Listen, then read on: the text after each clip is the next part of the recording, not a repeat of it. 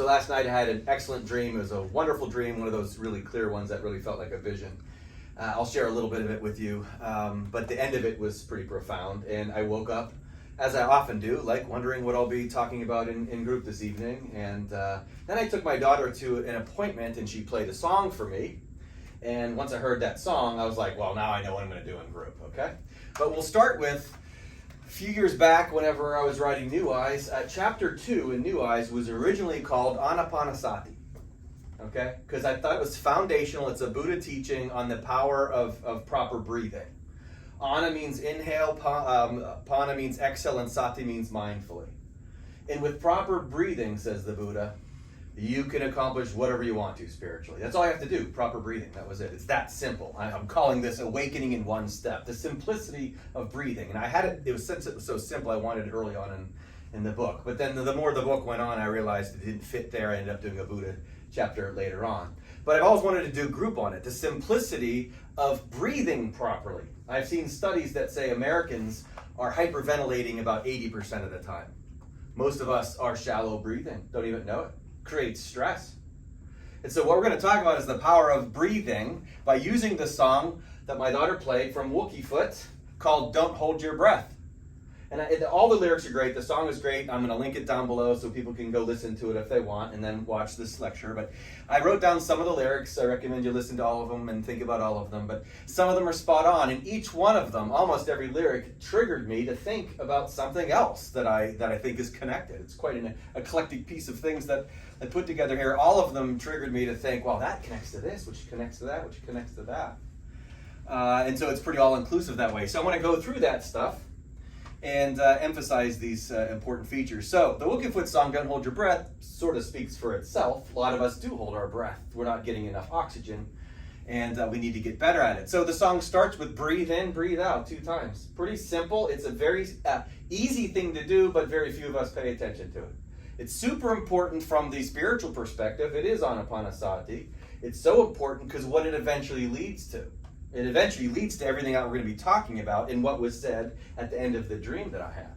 Okay? But it's also great mental health. It triggers the proper breathing triggers the parasympathetic nervous system to bring about the relaxation response. Okay? It's called rest and digest. If you ever wondered why you have to go to the bathroom when you get nervous, it's because you need more oxygen. Okay? And the body needs that relaxation response. And most of us are walking around tight most of the day. Breathing, of course, puts you in a better state, and this is a mental health group and a mental health practice that we're in, so it's very important, but it also leads to better spiritual health. So Anapanasati on its own is sufficient, but it's also very good for mental health. And then he goes on to say, worry will not take away your trouble tomorrow. Only will take away your peace today. Now that's quite logical, isn't it? And it's also very true why Jesus teaches in the Gospels to not worry about tomorrow. What does it do? Does it help? Does worrying ever help? It never helps. Now, awareness helps. If you worry about paying your bills, it doesn't get them paid. Awareness is sufficient. Awareness that a bill has to get paid is better mental health, and you can still pay it. But worry causes stress. It causes dysfunction. It leads to issues, of course. We have to practice not worrying. By breathing properly, we're going to worry less, right there. Now, it's a high bar to work on for most of us who have anxiety and worrying issues, but it's something that we have to do. Worry will not take away your pain, your sorrow. Bring it back to the breath, and it can all melt away. Meaning if we get good at it, and I've worked with thousands of people in opioid recovery over the years who have pain issues, emotional and physical, and breathing and related exercises like meditation produce endorphins inside the brain, which is a painkiller. Quite literally, proper breathing helps the body heal. And so it can take away your pain. And emotionally, it does melt everything. If we get into the moment and we're able to stay focused on the moment with proper breathing, our emotional issues subside as well. And this made me think of the dream that I had. Now, it was a wonderful dream that included all of you, really included the whole spiritual world. And I was triggered by what made me think I wanted to talk about this is what profoundly hit me at the end. But it was a beautiful dream in which I was headed to a campfire, and everyone was there, like all of you, throughout the whole world that was at least interested in the spirit and the kind of stuff that I feel connected to. But the featured speaker, not really speaker, just the guy that was at the campfire was Bruce Springsteen, who's always been one of my favorites. And while we were all, and again, you all were there, while we're at the campfire, Bruce Springsteen invites us to sing Thunder Road with him at the end. And I'm in this dream that I'm having, singing Thunder Road with Bruce Springsteen. And I'm in my dream, I'm bawling my eyes out, I could barely get through it. And I woke up gasping, because it felt so real again. I felt connected to the boss, man, and all of you. It was powerful, and it was electric, and I woke up just loving it. And thankfully, like I've learned to do several times, when you're having a good dream, try to fall back asleep. So I went back into it, and that's when I heard this voice. And this voice was absolutely, totally beyond any shadow of a doubt. And again, this is really where the vision was. This voice was the Holy Spirit. And it said to the people that were assembled at this campfire, right? It said, I solve everything. And I woke up again going, and I felt like the Holy Spirit had said something to me directly right after I was jamming with Bruce Springsteen. You know, pretty cool dream there, right? Well, I solve everything is the point. The Holy Spirit itself is a energy that we're all capable of channeling, if you will. It's inside of all of us. We were born with it. We just have to develop it. Like the ability to speak French or Russian or Spanish or whatever. You were born with that ability. You're also born with the ability to realize the Holy Spirit's inside of you. This line, no longer looking outward for what lies inside, is exactly the point. What we're all seeking on the external is really found on the internal. It is the Tao which flows through everything, okay? Or the Holy Spirit. Both of those are the origin of everything. It's the one thing Jesus says you cannot blaspheme against. Jesus says you can blaspheme against him. He's not going to take it personally. He even says you can blaspheme against God. But he says you can't blaspheme against the Holy Spirit. See, that's what Jesus was. He was filled with the Holy Spirit. He was a Holy Spirit teacher. If you want to go more east, he was the Tao teacher. Now, bringing it all together to be a peacemaker is recognizing that all these things are linked. Not everybody likes mixing these concepts and ideas, okay? But peacemakers get it. Because what we're striving to do is to decrease the stress in the way we analyze too much and argue and fight all over this kind of stuff and end up thinking much more simply. He says, more and more I'm thinking less, no stress. Love that. Most of our anxiety in this country, and honestly most of our mental health issues in general, is because we're either thinking too much or we're thinking wrong, right? It's most of it. And proper breathing helps you think less. And what comes from that? Well, no stress, and it links to Isaiah 55:9 when God himself says, my thoughts are higher than your thoughts. See, who would you rather think like? The ego inside yourself, which is actually like the devil?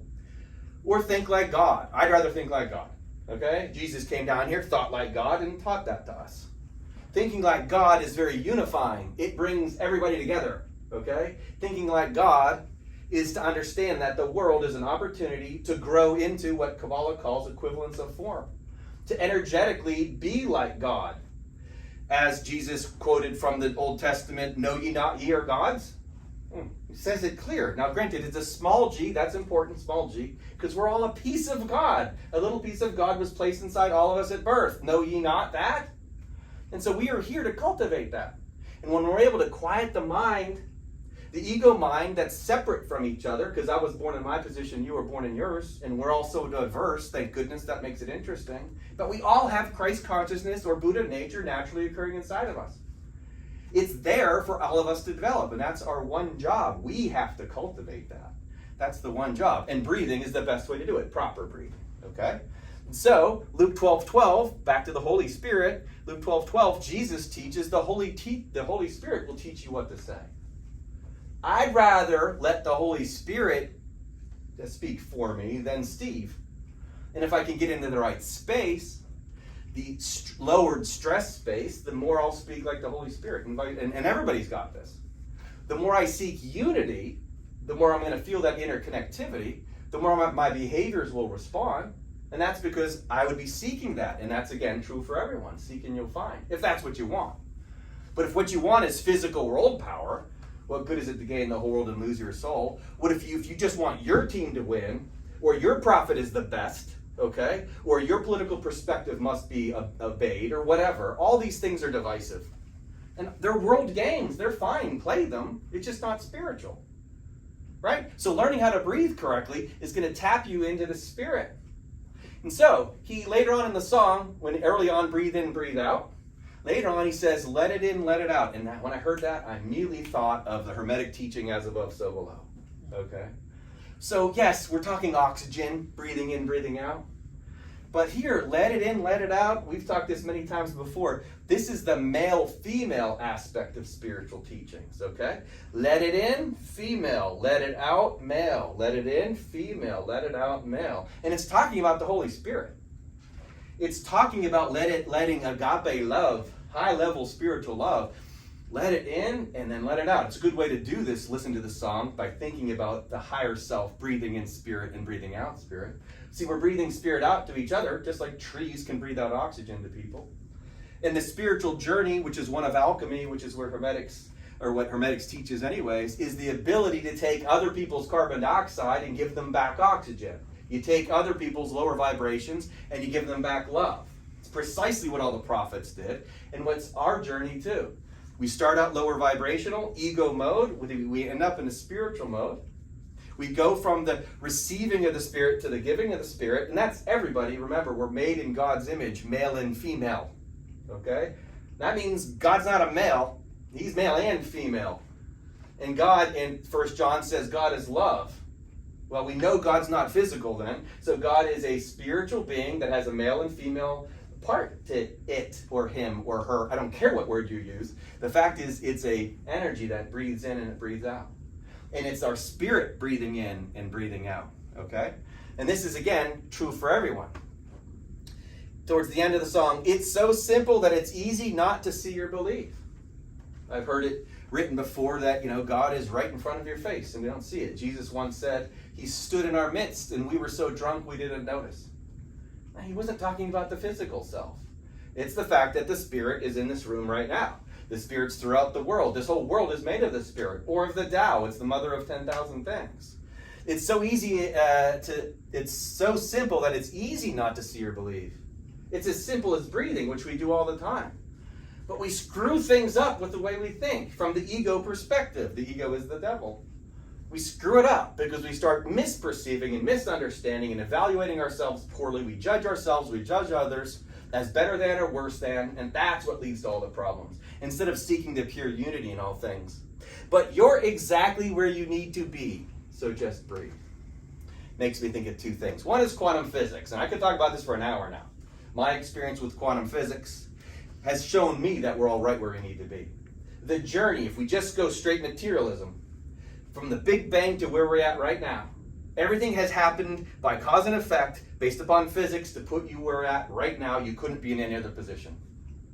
So why worry about it? However you got to this point, you're right where you need to be. Just breathe. And you'll settle into your experience, whatever's happening. Again, that's from the pure materialist perspective. And that's sufficient. You don't have to look at it any more than that. But if you want to look at it from the spiritual perspective, we've done several lectures on this too. The universe is constantly giving you feedback, like a mirror, constantly to show you that you are Christ conscious capable. You are Krishna conscious capable. You are a child of God. All of us are. And the universe is always giving us feedback like a mirror. Simple things like traffic, again. I see a bunch of cars and I get all stressed. The cars are showing me that I'm impatient. Okay? But then I work on that skill after a while. I see the same bunch of cars, and now I have this experience of patience. Those cars are reflecting patience back to me. When he was crucified, Jesus was seeing a mirror. He wasn't seeing himself as a murderer. He was seeing love. He was seeing forgiveness in those people that were doing that to him. The mirror was that he was an ascended master who only saw love in all beings. That was being reflected back to him. Okay? All of us are experiencing the mirror all the time. Physics demonstrates that. That's the observer effect plus superposition and entanglement and all these wonderful skills that always puts us right where we need to be. And so just breathe. That's all we have to do. You've spent eternity, or maybe 2,000 years or whatever, getting to this point, however you want to perceive it. But here you are, and it's where you need to be. And we tie it all into a bow with two spiritual teachers. One is Ram Dass, who wrote Be Here Now, and he taught Be Here Now. And it's present moment awareness. And it's recognizing that the only way you're going to be able to succeed at whatever it is you're trying to do, either physically or spiritually, is tapping in to the spirit that's present now. It's as if the universe is constantly offering you a 20 every moment if you're just aware of it and you reach your hand out and take the 20. You'd do it if it was money, I'm sure. Okay? And if all you have to go is, wait, there's a 20, well, there's another 20, you would keep doing that, right? Well, the Spirit is constantly present in each and every moment, but when we're out of the moment, we're disconnected, right? Rumi says if we were to love in every moment, we'd remove a veil between us and God. But who loves in every moment? We go straight back to falling into the ego all the time. We think and then we disconnect ourselves. That's why Course in Miracles says the secret to salvation is this. You're doing this to yourself. We all have the ability to stay in the moment. It's what makes the world fair. In spite of all the obvious unfair physical things that have happened, what makes the world fair is those who know how to get into the moment win the game, okay? It's because they learn how to access the Holy Spirit at all times. And of course, Eckhart Tolle in his Power of Now, essentially the same thing. If we can get our minds to a place where we're still, and we stay in the moment because we're still, something happens to us. It transforms us. If you know the Eckhart Tolle story, he was terribly depressed until he learned the power of now, okay? And then stilled his mind instead of overthinking and analyzing too much. It's about accepting and submitting and trusting and being in all these wonderful skills. And it's a phase that we go through, like acorns growing into oak trees. They go through a sapling phase. Not everyone is spoken. People like to criticize this stuff. Oh yeah, not thinking. That's just great. Okay. There's a level of development in which you stop thinking. Okay. Early on, you're gonna think a lot. You got to sort some stuff out. But then, like Buddha says, it's a distanceless journey from your head to your heart. Or Muhammad's even strike at the neck. Okay. It's about stop thinking so much. The goal is to learn how to still the mind, and that's when you're ready for the spiritual process. Okay. So, pulling it all together, don't hold your breath.